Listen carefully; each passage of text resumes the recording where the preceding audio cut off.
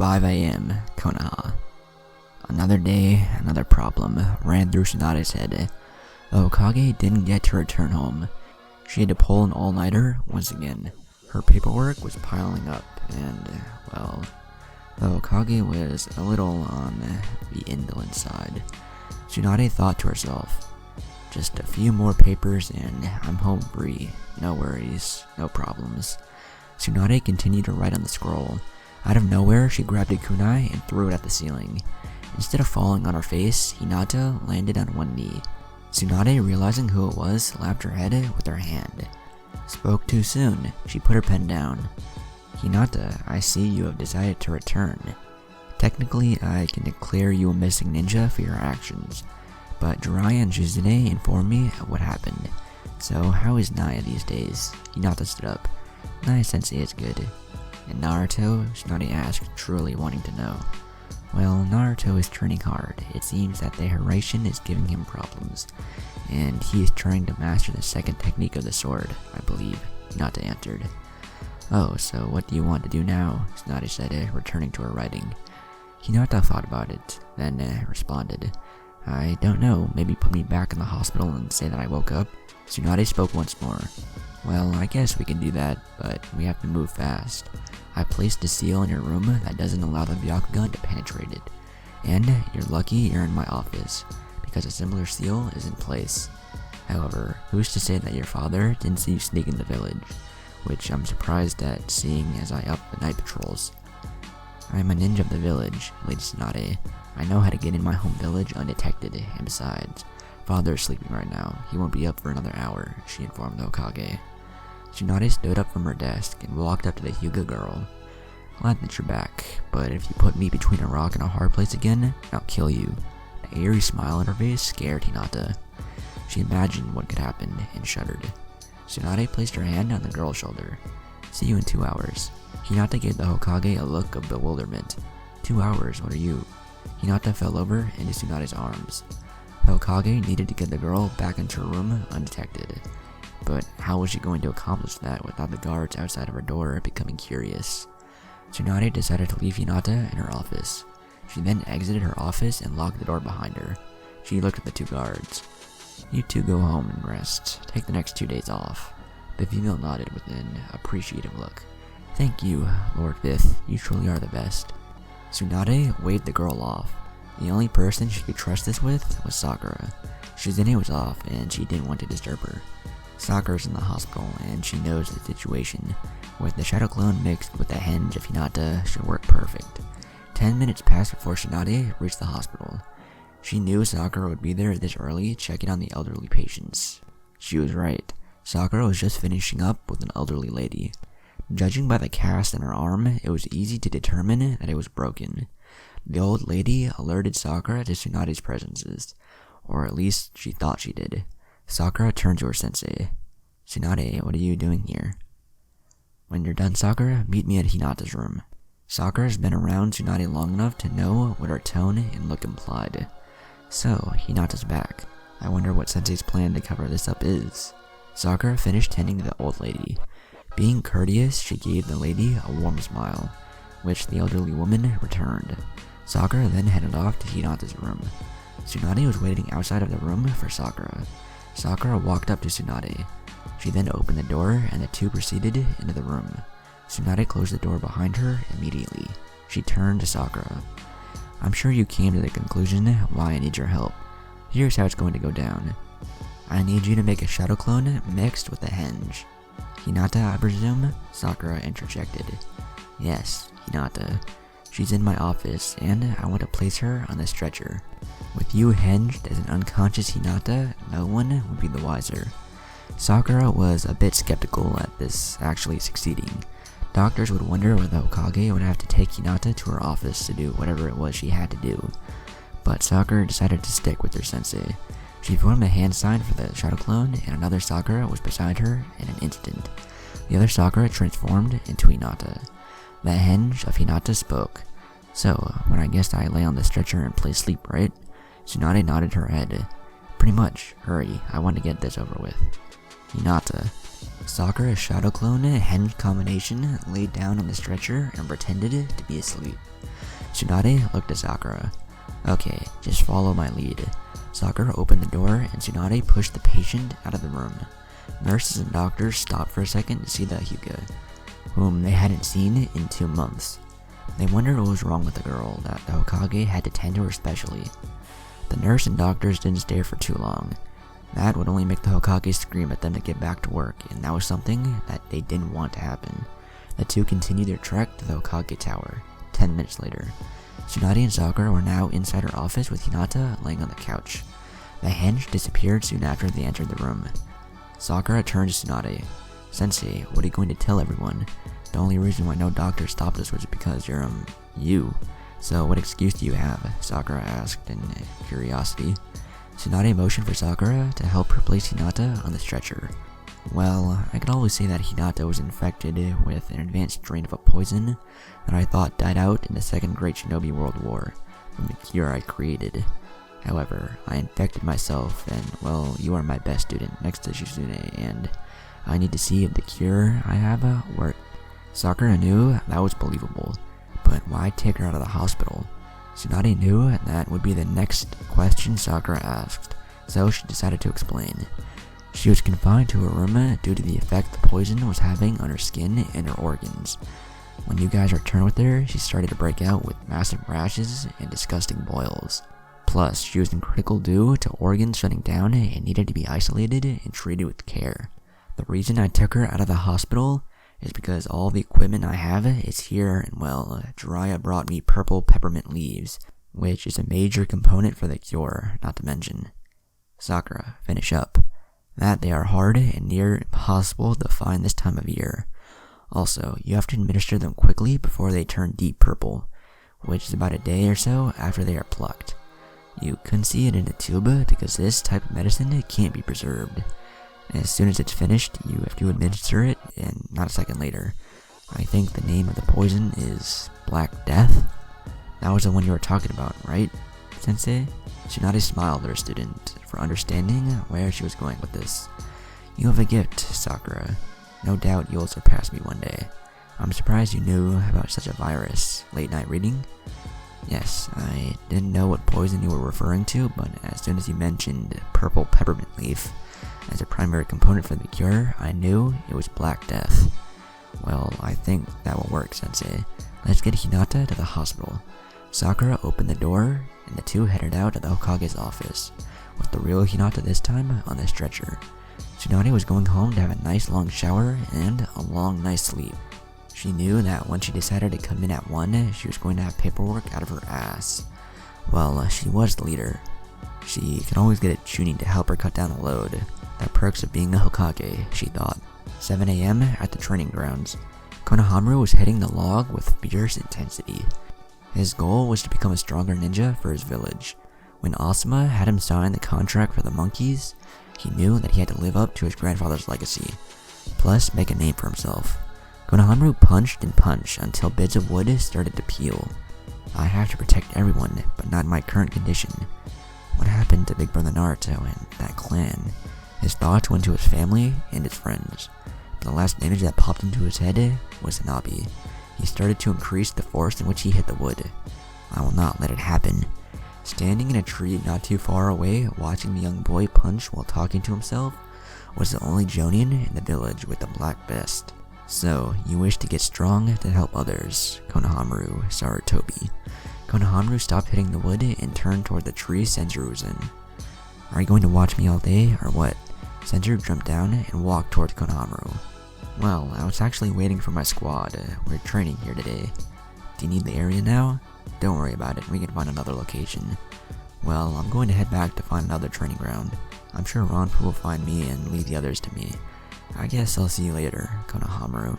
Senjuro walked off, leaving the third grandson to train in solitude.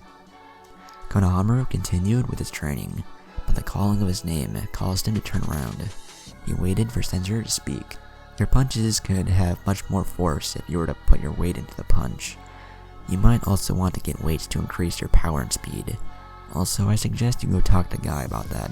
Just a suggestion, that's all. Konohamaru turned back to the wooden log. He threw his regular punch, which really didn't do anything to the wood. He decided to give what Senjuro said a chance. When put his weight behind his punch, he could see the difference in force, and he was satisfied. Konohamaru continued to follow the advice he was given. Damn, I should have asked him on his method of kicking. Hospital. Tsunade was standing over Hinata Hyuga. The doctors were now allowed to check her condition. From what they could see, she was asleep. Tsunade, who decided to use her intellect, decided to give a lesson to the younger doctors. I know all of you have heard of Black Death. This poison claimed the lives of many shinobi in the Second Great Shinobi World War. A lot of you were not around then, but those of you who were knew the terrifying effects of the disease. When Hinata first came in, I gave her the cure. However, this was an advanced strain, and the cure only slowed it down. Since Shizune was my personal student and I had trained her longer, I entrusted her with Hinata's care once I cured the girl. I have explained to you earlier my other reasons for doing what I did, which I'm sure you understand. Now we see patient A is recovering and should be up soon. This information, doctors, is classified. I don't want our shinobi worrying over this.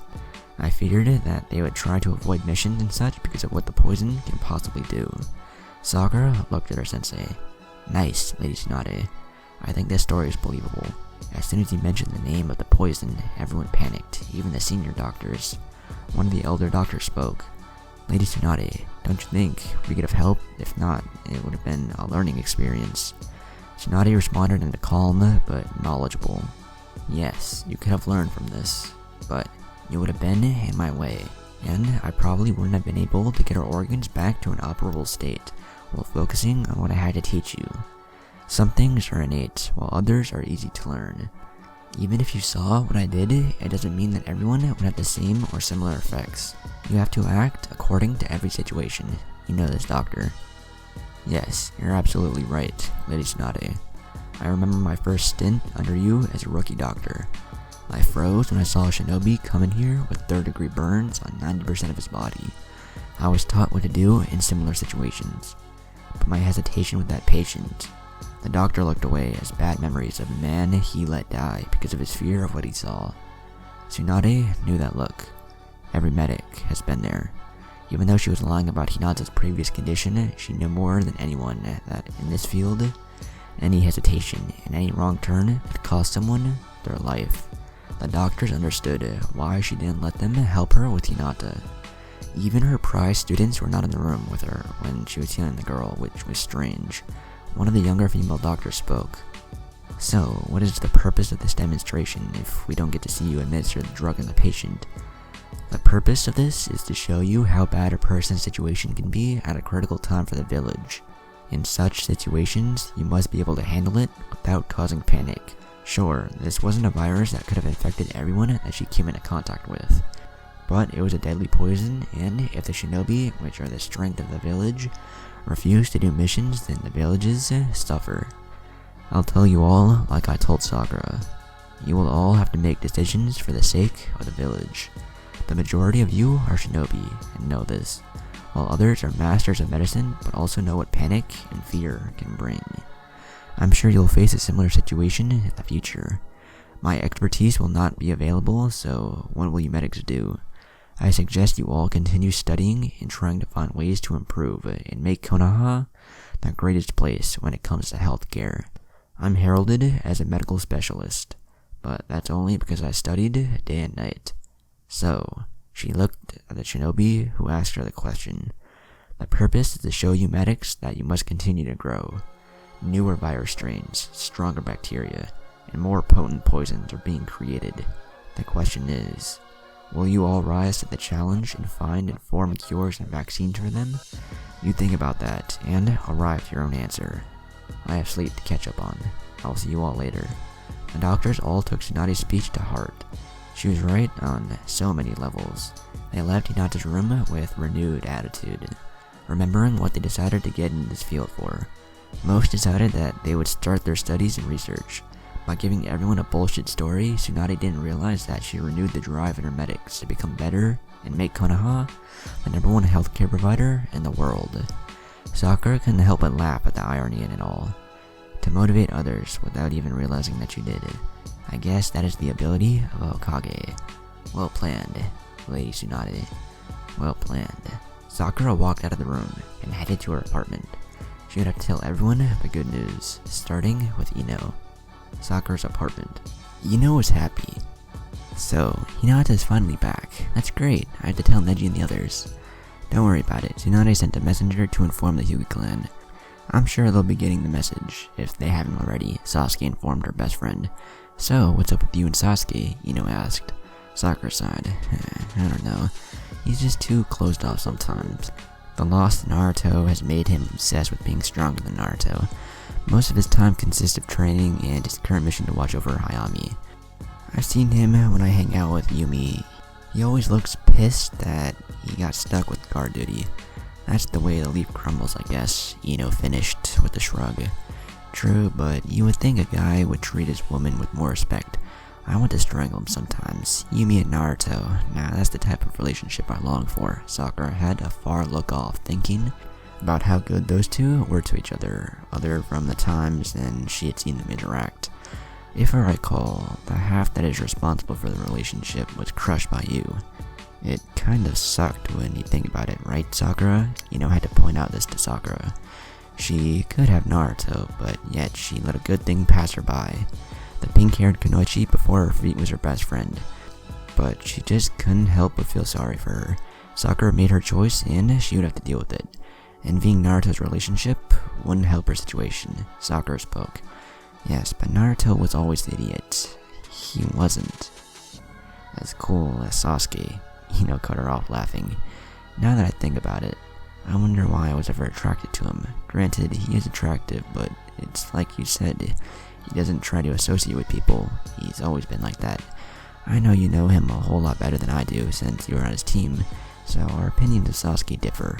All I can say to you is do what you feel is best. I'm behind, forehead girl. Thank you, Ino pig. No problem. While I'm heading to the flower shop. I'll see you later.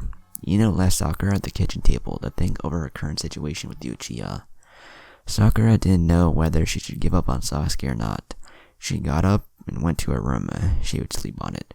1 p.m. Hyuga Manor. Hiyashi Hyuga was sitting at his desk sipping on his tea. He finally got word that his daughter was now up. But why should he care? He did place her into the branch house, did he not? Still, she was a Hyuga, and he would go see her. He also noticed subtle changes in Hanabi. The girl was outside of the clan more often than she used to be. Her training wasn't suffering, but he could tell that his heir's mind was elsewhere. He looked at the window near his desk. He could see Hanabi sitting under the sakura tree in their yard, lost in thought. He decided to leave the girl be. He would resume her training tomorrow. Hanabi was confused. She kept telling herself that she didn't like that idiot. It just wasn't possible. She tried to deny it, but deep down, she knew she was kidding herself. Her thoughts went back to earlier today. Flashback. Konohamaru continued his assault on the log. Hanabi was following her regular routine, which consisted of training with her father from 6 to 8 in the morning, and training on her own from 8 to 10 in the morning. She was going to her favorite training spot, but was surprised that it was occupied. Just her luck, he was there. Konohamaru stopped his training once he saw Hanabi. Hey Hanabi, how are you? What are you doing here? She asked without even so much as to give him an answer. Training, of course. I'm not going to be Hokage sitting on my ass, you know, Konohamaru said to the Hyuga. Hokage? She hadn't heard him say that since they graduated. So you still have that foolish dream. It's not a foolish dream, Konohamaru snapped. She didn't expect that from him, and it startled her a little. He saw this and quickly apologized. I'm sorry about that, but it isn't a foolish dream. Do you know why I want to be Hokage? Is it because you want to live up to your grandfather's name? Hanabi said, kind of unsure of what his response would be. No, that's not it. When I was younger, yes, but as I got older, I wanted to be Hokage to protect the village. Being Hokage is my dream. He looked away. The anger was visible in his eyes. And this was the first time Hanabi saw him angry towards her. Do you have a dream, Hanabi? Konohamaru asked in a soft, calm voice. The Hyuga was caught off guard by the question. What was her dream?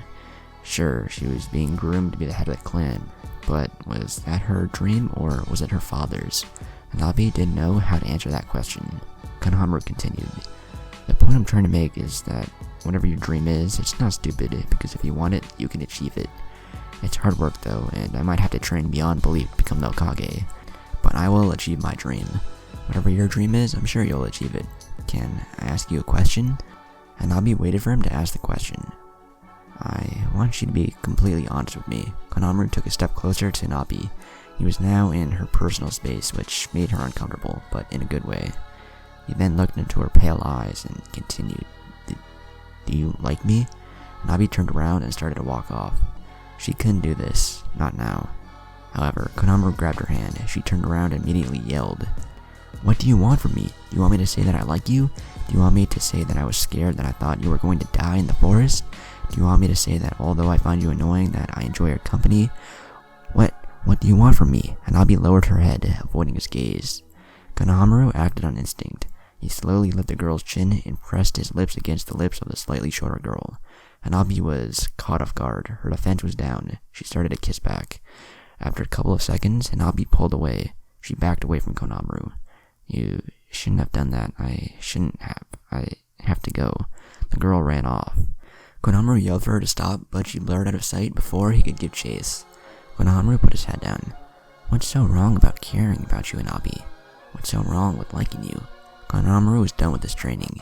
He needed a bath and something to eat. The boy left the training ground with one thing on his mind, Hanabi Hyuga, and a flashback.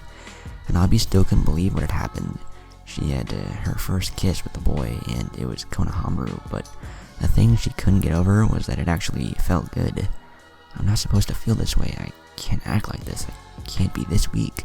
Her concentration was broke when she sensed Neji coming her way. She stood up and dusted off her pants. She then looked at her cousin. Neji, is there something you wish to speak about? Neji analyzed her before responding. She's conflicted, but about what? By the looks of it, it has something to do with the boy. Neji decided to tell her the good news. Yes, Hinata is awake. I thought you would want to know. Neji left Hanabi behind. This day was just full of surprises. First, Konohamaru kissed her, and then Hinata woke up. Young Hyuga was heading in the direction Neji was heading, which she assumed was a hospital. However, her father's voice stopped her. Hanabi, wait. I will come with you to see your sister. Hanabi was surprised that her father wanted to come, but she didn't care. Hiyashi joined his youngest child, and the two headed off to see Hinata's room. Hinata was sitting up in bed and was surprised by a bunch of her friends.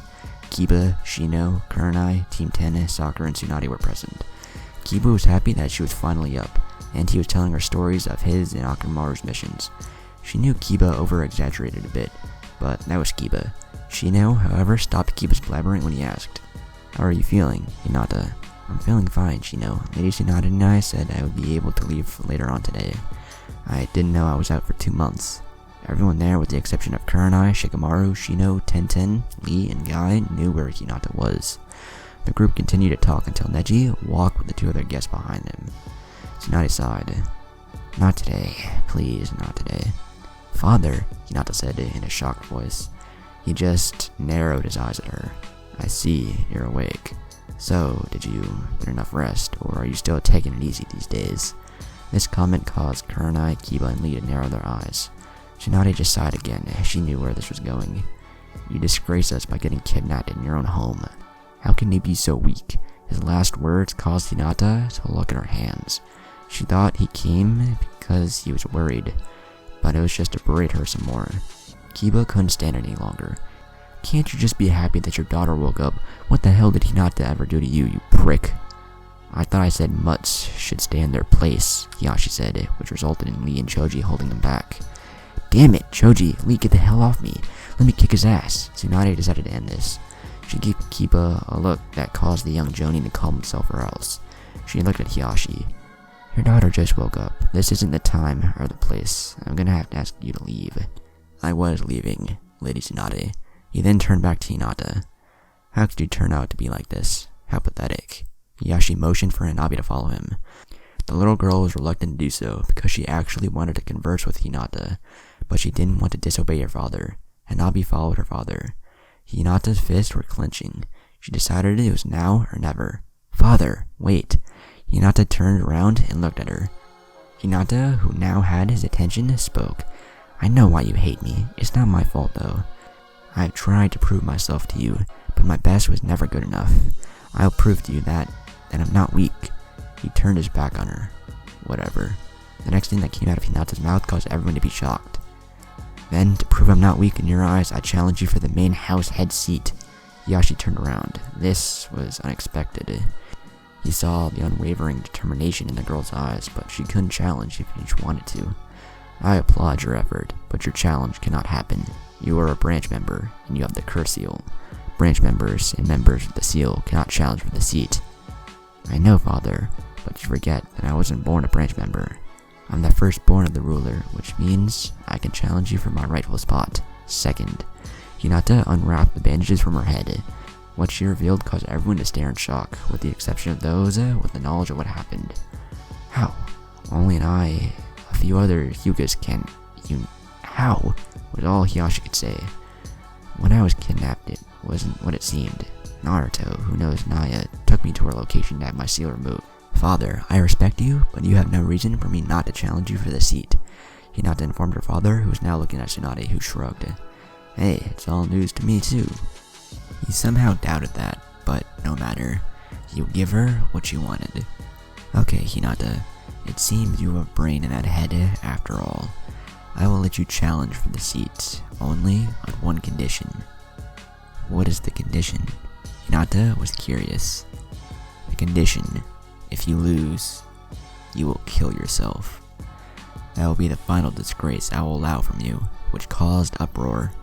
While mostly Kiba acting like the protective older brother, Neji was at odds, but he knew he couldn't do anything or his seal would be activated. Are you fucking crazy? You want her to kill yourself? I accept. Hinata's response caused all eyes to focus on her. Kiba turned to Hinata. Hinata, you can't. Please, Hinata, reconsider.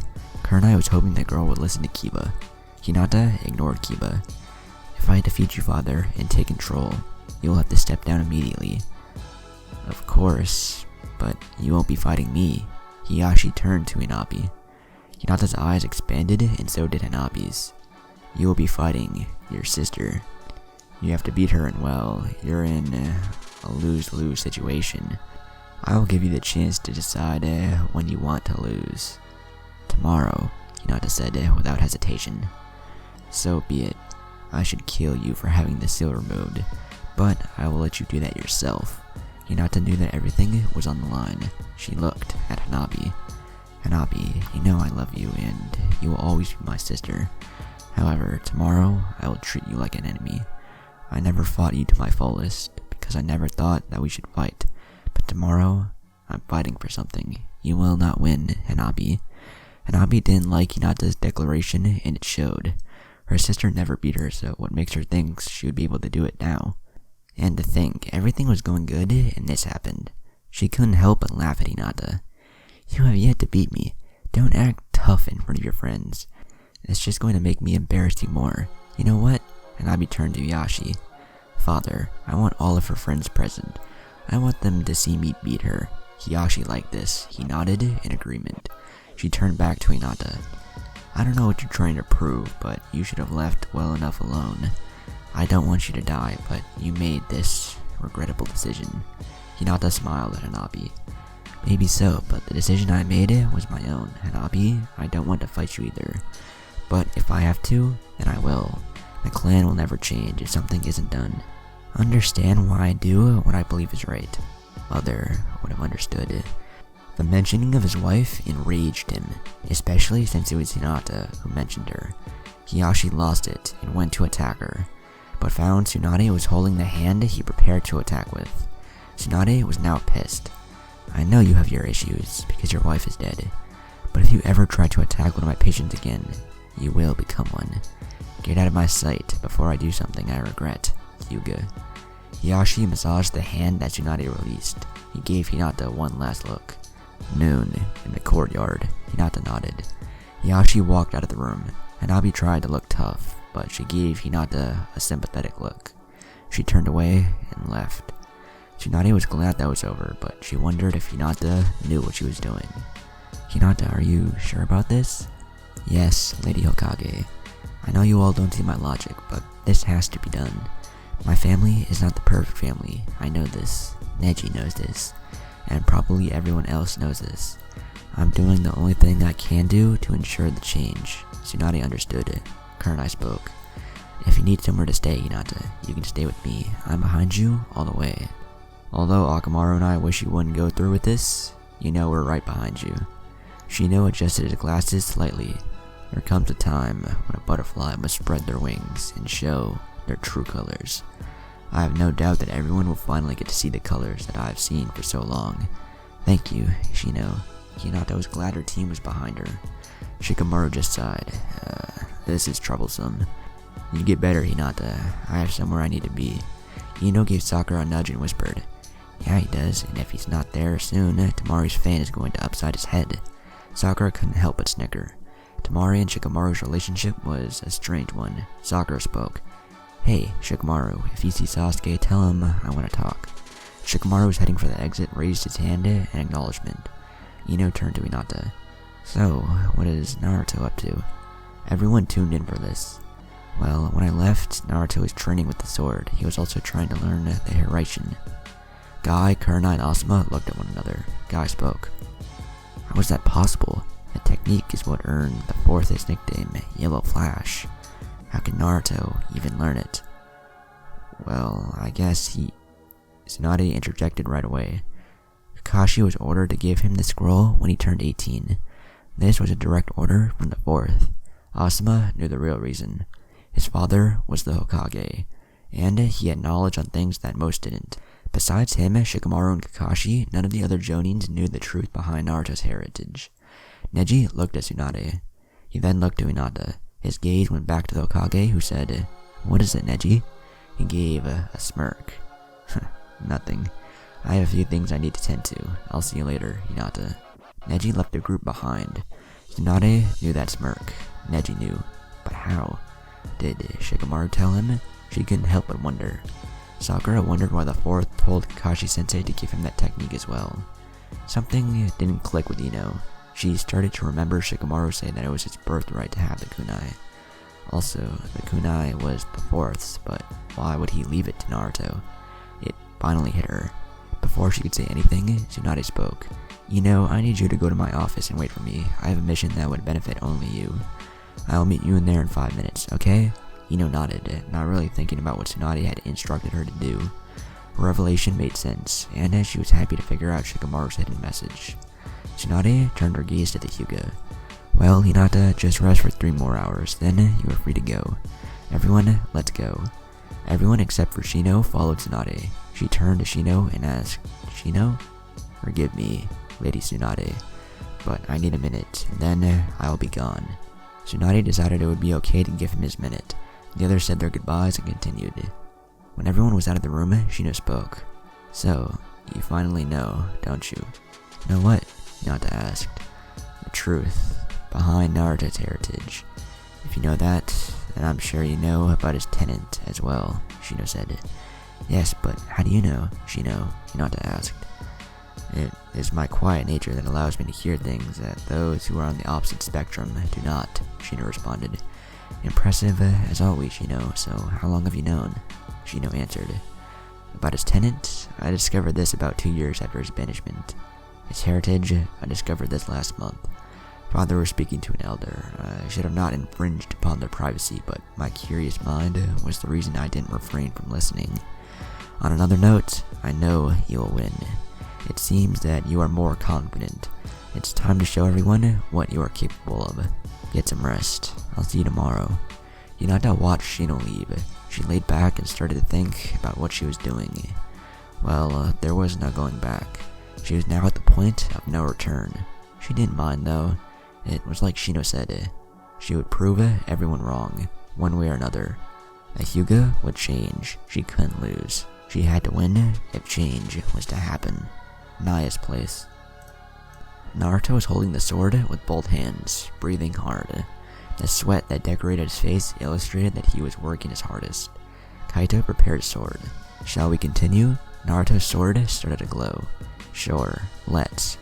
Kaito put his sword away. Well, I would, but I can't compete when you're using that technique. You're just going to cut through my sword like butter. I happen to like this sword. It's the second best sword I have. You already destroyed 30 or so of my swords. Come on, Sensei. I wanted to test out the technique I was working on. I can finally move on to the third technique now that I mastered the one I was working on. Please, Sensei, let me test it on you, Naruto begged. You're crazy, right? Like I want to get hit with that technique. No way, I won't be your first victim. So, how is the Hiraishin training going? Naruto shook his head. I can only move about 2 feet and use too much chakra just to do it. The technique is only supposed to use an insignificant amount of chakra that it doesn't affect you. I can't perform the technique right. I have to keep working at it. Kaito thought Naruto would at least have the Hiraishin down way before techniques from Heaven's Blade. He didn't know that the Yellow Flash's infamous technique was that difficult to learn. He motioned for Naruto to follow him. "Come, Fox, let us get something to eat. I'm starving." "Now you're talking. Let's go." Naruto followed Kaito into the house. Naruto and Kaito entered the house. Before they could make their way to the kitchen, they saw Naya, and from the clothes she was wearing, it was clear she was heading out. "Where are you going, Naya?" Naruto asked. "I have a couple of things that I need to take care of. I'll come back either tomorrow or the day after. Just try not to destroy my place while I'm gone," Naya said to the two men. Kaito waved at her as he walked past her and headed to the kitchen. Naruto followed his sensei. Naya, who watched them pass, exited the house. "Naruto, I expected you to be further in your training. I have to take precautions. I need to know if he is able to do it." Naya, using Shunshuin, disappeared off the mountain, her destination unknown. 7 p.m. Konoha. After leaving her sister, Hanabi needed to clear her mind. Everything was just confusing. First, Konohamaru kissed her, which she hated to admit, but she liked it. But on top of that, she had to fight Hinata. She didn't hate Hinata. The fact was, she always cared for her sister. Sure, she used being her father's favorite to her advantage, but she didn't want Hinata to die. She contemplated just letting Hinata win, but that would make Hinata the head, and it would also give her a win against herself. She had her pride. If Hinata died, sad as it may be, she would be doing herself a disservice. Hinata would get everything she had. No more holding back on her sister. "I will become the head of the Hyuga clan. After all, it's my dream." An image of Konohamaru flashed in her head, going back to the conversation they had earlier in the day. Was that really what she wanted? Clan head had been a goal she had been working toward for so long that she wondered, was it her dream, or was it her father's? Do I really want to lead the Hyuga clan? Hanabi was at a crossroads. She loved her clan, but it was because of her clan that she didn't really have any friends. Her attitude might have to do with it, but kids only tried to be a friend because she was a Hyuga. In a way, she envied Hinata, because people saw her as Hinata, not just a Hyuga. She always wanted that. "Konohamaru doesn't treat me like a Hyuga." The girl shook her head vigorously, trying to get the boy out of her head. She couldn't, because what he said made her realize that maybe leading the clan wasn't her dream. One thing was certain, she would search for it. Looking at the ceiling from her bed, Hanabi slowly got up and walked over to her closet to get a jacket. She needed to get some fresh air to clear her head. A walk would definitely be good, she thought. Hanabi quickly left her room and exited the compound. After about 5 minutes of walking, she found herself on the busy streets of Konoha. The sun was slowly dimming down. Shinobi and civilians were heading about their business. It didn't really matter to Hanabi. She had her mind on other things. She looked at the Hokage monument. The idiot told her during one of their outings at the ramen stand that talking to his grandfather at the monument always cleared his head. Maybe it would work for her. She decided against it. Hanabi continued to walk. After a few more minutes of walking, she found herself sitting over a small bridge, with a small body of water under it. "Hinata, why do you have to do what you did? Why must it end like this? I'm supposed to be talking to you about what happened today. Isn't that what sisters do?" The girl didn't realize that the moon had replaced the sun. She left the bridge and headed back home. She would need her sleep. Tomorrow was going to be a long day. Kurenai's apartment. Sitting on the window ledge, looking at the moon in the night sky, Hinata couldn't help but think about Hanabi. Could she bring herself to hurt Hanabi? It was like Naya-sensei said, she would have to disregard the safety of her enemies. Not wanting to admit it, but the sad fact was Hanabi was now her enemy. Hinata felt a tap on her shoulder. "Kurenai-sensei, is there something you want?" Kurenai sat at the edge of the ledge. "Just want to see how you were doing." "I'm fine, Kurenai-sensei," Hinata said, hoping Kurenai would buy it. She didn't. "Hinata, I have known you for far too long to know when something isn't right." Hinata, who had her head down slightly, looked at her sensei. "Kurenai-sensei, has there ever been a time in your life when you had to do something that you didn't want to do, but know that it is for the best?" Kurenai turned to look at the full moon. "Yes, I know what you're going through, more than you know. Her thoughts went to Senduru and Asuma. Senduru, she still loved him, but the fact was she also loved Asuma. Senduru's timing couldn't have been worse. Both treated her well, but Asuma was the present, and although she contemplated leaving Asuma for Senduru, she knew that it would be the best if they remained friends. It was better for them in the long run. Her crimson eyes were now on Hinata. Don't worry about it, Hinata. You know what you have to do, even if it hurts you to do it. It is something that is for the better, is it not? Thank you, Kurenai-sensei. You've always been the big sister that I always wanted. Hinata hugged the female Jonin, who returned in a warm embrace. I heard you hung out with Yumi and that little girl from that samurai clan earlier, Kurenai asked. Kiba decided to treat me to barbecue when I was released earlier today. We ran into Temari, Shikamaru, Yumi, Hayami, and even Sasuke. Temari and Shikamaru left us, and Sasuke, Yumi, and Hayami joined us. Sakura, Lee, Tenten, Neji, Ino, and Choji also joined. It was fun. I got to know Yumi and Hayami, Hinata said. Kurenai spoke. I can guess they asked how Naruto was? Yes, I informed them he was training. Hayami seemed to be happy and sad at the same time. Well, it was an enjoyable experience, if I must say, except Sasuke's and Sakura's sarcastic remarks to one another. But all in all, it was good to be back with my friends. Kurenai was happy that the girl was back. Tsunade had informed her about Hinata right after she told Kiba, Ino, Sakura, Neji, and Shoji. Kurenai was a little angry that Tsunade didn't tell her sooner, but she had to accept it. She smiled at her student. I can't believe you challenged your father. You've achieved what you set out so long ago to do, Hinata. You have changed. I had a long day, so I'm going to get some sleep. You can have the guest room. It's across from the bathroom. If you need anything, just knock on my door. Hinata nodded. Thanks, sensei. Kurenai left Hinata and headed to her room. Hinata looked back at the full moon. No turning back. For Hinata, the future was now. Somewhere in Konoha, Senduru and Yugao were walking down the street, both coming back from having a drink with Anko, Genma, and Tenzo. When Yugao decided to leave, he decided to walk her home. It was a common occurrence over the past 2 months. Anko made a joke about the two being a couple. The two would often blush, but would correct their comrades. Senduru was now walking Yugao home. Hey, Yugao, Senduru. It seems that you guys are enjoying each other's company a lot lately. Yugao and Senduru, both blushing, turned to the side to see Kakashi coming out of his shop. Senduru gathered his composure and spoke. Kakashi, how are you this evening? Bored, but I'm sure I'll find something to entertain me, Kakashi informed Senduru. Kakashi, sir, what do you plan on doing? Yugao asked. Kakashi pulled out his little red book and walked past the two.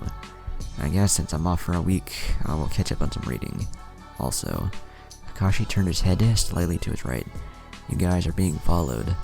Senduru and Yugao's head slightly turned in the direction Kakashi was looking. A couple of kunai flew their way, but due to their level of skill, the kunai were effortlessly dodged. Kakashi, Yugao, and Senduru didn't even move from their spot. They just simply turned their bodies and moved their heads to avoid the incoming projectiles. One kunai was dead on, and it was coming straight for Senduru. Before it pierced his face, he placed his middle finger inside the hole at the hilt of the kunai. He started to spin it in his hand. You might want to come out and show yourself, Konohamaru. Konohamaru appeared before them in an instant, scratching his head.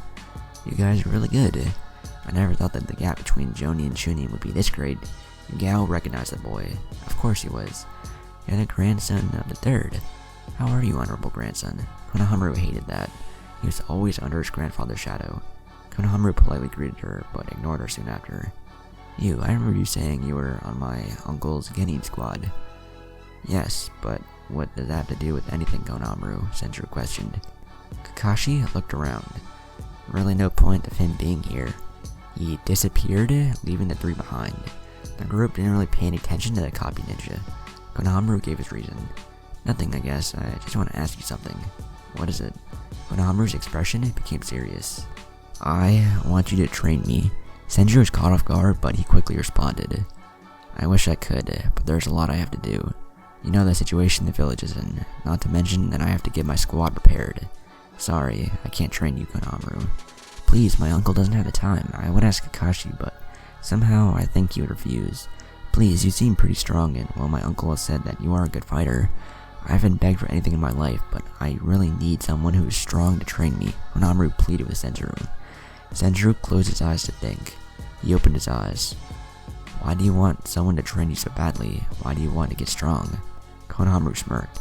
I want to be Hokage. No offense to your mother, but she's getting too old and she won't be able to protect the village much longer. Sasuke, a great ninja he is, but he's not fit to lead Konoha. Since the person I thought would take the title of 6th Hokage is not going to, I'm going to have to get stronger so I can take it.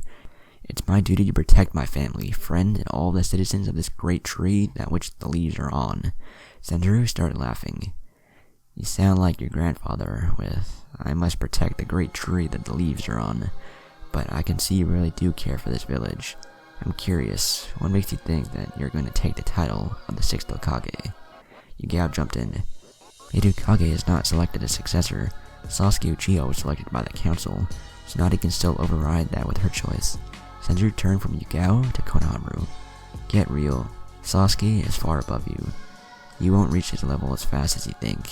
It might take years. Sasuke was never a goal that I felt I had to pass to gain the title of Hokage. Naruto was and has always been my obstacle, but since I have no obstacles except my current strength level, my dream is that much more in reach. Konohamaru continued to stare Senjuro down. Senjuro looked deep into the kid's eyes. He's sincere about being Hokage. The kid is good for a Chunin, even if he doesn't realize it. In a couple of years, he will be a great Jonin. However, none of that will take him to the level that he wishes to go. Who is your current sensei? Senjuro asked. Ebisu, Konohamaru answered. Ebisu? Really? Senjuro said. Not surprising, Ebisu is an elite teacher, Yugao pointed out. Well, Ebisu's chakra control has always been excellent. So, were his grades from what I can remember. Even though he is a good Jonin, that's not going to cut it, Senjuro said to Yugao, who didn't understand what he was getting at. What do you mean? Yugao asked. You understand, Konohamaru, which is why you asked me to train you, right? Konohamaru nodded. What do you mean? I don't follow. Yugao waited for his answer. What I mean is in order to go to the next level, you need an instructor that can do that. You also have to have the determination on top of that to go above and beyond. It's this combination that turns ninjas into elite ninja. My great-grandfather trained his grandfather trained my mother, as well as Orochimaru and Jiraiya. Jiraiya trained the man who is heralded as the greatest ninja ever, the 4th Hokage. Kakashi was trained by the 4th himself. Kakashi trained Sakura, Sasuke, and well, maybe Naruto a little. Every member on Kakashi's squad was trained by Sannin. And look at them now. Easily, they are among the top ninja in the world, Senjuro said. So you're saying stronger ninjas are better trainers? Senjuro shook his head at Yugao. What I'm saying is that you need someone who can pull that potential out of you. But you also have to work hard to become stronger. I was fortunate to train under my mother and my sensei. They saw my talent and helped me take it to the next level. Had I not worked hard, I wouldn't have been able to. Do you understand what I'm getting at, Yugao? You made sense when she thought about it. Senjuro turned to Konohamaru. I'm guessing Ebisu was good enough to bring you this far, but to get your goal, you need someone who can help you hone your skills. How bad do you want this? I'm willing to do whatever it takes as long as it's done the right way. Senjuro could see the boy really wanted this. Personally, he never wanted to be Hokage. His father did though. He was relatively young when his father died, but he did remember his dream. It would be a great way to honor his father's memory. What better way to do that than train a boy who wanted that title more than anyone in the village? I'm a slave driver, Konohamaru. You're going to hate me, but I will do everything in my power to help you hone your skills. Konohamaru reacted by jumping up and down. Will you really help me do it? Konohamaru had to make sure that he agreed. Yes, I will help you. I will say this, a large part of this is on you. I can help and instruct, but it's up to you to push through the barriers that keep you at the strength that you are right now. Do you understand? Konohamaru responded by nodding his head. I will see you at my house at 4 AM sharp. We will train up until 8 every day, until I see that my training is no longer required. At 8, I have to train my squad. You will be joining me with them until 10. I will train you along with them, but your training will be different from what I subject them to, he informed Konohamaru. Now, go get some rest. I expect you in my mother's backyard at 4 AM. Konohamaru lifted Senjuro in the air, then put him directly down. You won't regret it, sensei. I will give 200%. Konohamaru headed in the direction to his house, happy. Yugao walked up to him and placed her hand on his shoulder. So, that's the kid you were telling me about earlier at the tea shop. Yeah, that kid showed me something during the mission I had with him as well as earlier today. He showed me his heart, determination, and selfless nature. He has what it takes to lead this village. That's nice of you, you didn't have to train him or walk me home. Which reminds me, are you going to continue walking me home or not? Yugao said in a playful manner. Senjuro held his arm out for her to hold on to. Shall we? Such a gentleman. Yes, we shall. The two continued to Yugao's apartment, Naya's place, 10:30 p.m. Naruto didn't realize that he had been practicing for close up to 10 hours. He was still stuck at 2 feet. That's how far he could go when he threw the Hiraishin kunai. If the kunai he threw went past the 2 feet mark, he couldn't get the technique to work. Naruto threw the kunai in his hand. He transported 2 feet. He fell to his knees. Pissed off, he punched the dirt. Damn it! 2 months here and still no progress. That goddamn scroll. I can't believe this shit. Well, I can't quit. I have to get up and continue. Naruto slowly rose until he was standing. That's enough, Fox. Your chakra's low, and I'm sure you need a bath. Tomorrow's a new day. Shower, sleep, and start fresh.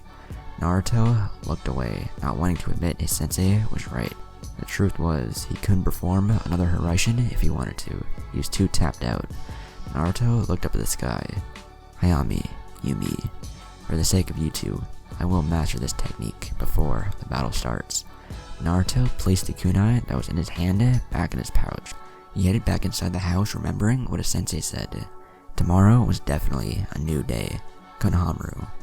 On the Hokage monument, there stood a lone figure in a black cloak.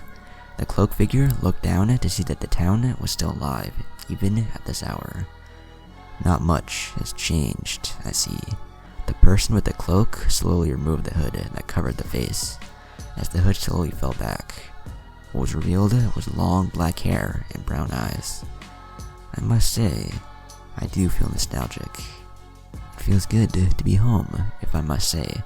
The wind danced against the hair of the female who gazed upon the village. Naya was back in the Leaf Village. She was home, once again.